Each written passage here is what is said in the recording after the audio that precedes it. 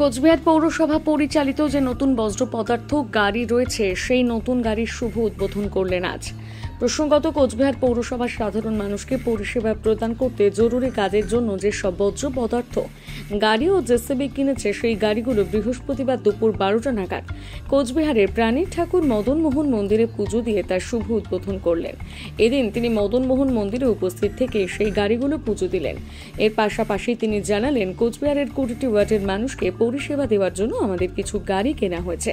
সেই গাড়িগুলো প্রাণী ঠাকুর মদন মোহন মন্দিরে পুজো দিয়ে শুভ উদ্বোধন করলাম। আজকে কোচবিহার পৌরসভার পক্ষ থেকে কোচবিহার পৌরসভার অন্তর্গত 20টা ওয়ার্ডের